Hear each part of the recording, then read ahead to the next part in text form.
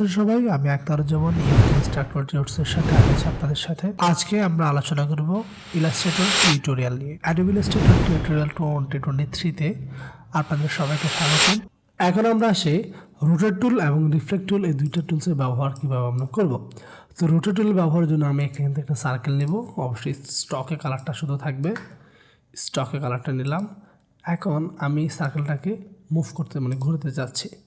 সার্কেলটাতে যাব, রোটেট টুলে যাব, ওখানে দেখেন রোটেট টুলে যাওয়ার পর এখানে একটা মাঝখানে একটা পয়েন্ট চলে আসছে। এই পয়েন্টটাকে আমি মনে করুন এইখানে বসালাম, যে কোনো একটা সাইডে আপনি বসাতে পারেন, কোনো সমস্যা নাই। দেন আপনি যদি কিবোর্ড থেকে অল্টা প্রেস করেন আর অল্টা প্রেস করে একটু মুভ করেন, দেখেন আর দুইটা হয়ে গেছে। এখন যদি আপনি কিবোর্ড থেকে কন্ট্রোল ডি প্রেস করতে থাকেন, সেম মাপে অটোমেটিক আমাদের এই সার্কেলটা ডুপ্লিকেট হতে থাকবে। দেখেন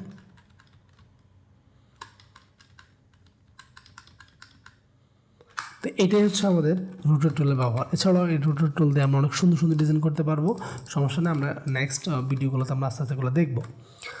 আর এখানে যে রিফ্লেক্ট যে টুলটা, রিফ্লেক্ট টুলের ব্যবহারটা হচ্ছে জাস্ট আমরা একটা জিনিস রিফ্লেক্ট ক্রিয়েট করার জন্য, লাইক আমি এখানে একটা শেপ নিলাম, ফিল এখানে থাকলো। এখন আমি একটা রিফ্লেক্ট করবো, এখানে যাবো, রিফ্লেক্ট টুলে গিয়ে জাস্ট এই মিড পয়েন্টে এখানে ধরলাম, ধরে অলটা ক্লিক করে এদিক ঘুরাই দেবো, বাস এটা দুইটা হয়ে গেছে। তো এটা মূলত এটার অপোজিট বসছে আর কি, এটা বোঝে আর কিছু না। এটাই হচ্ছে মূলত আপনার রিফ্লেক্ট টুলের ব্যবহার।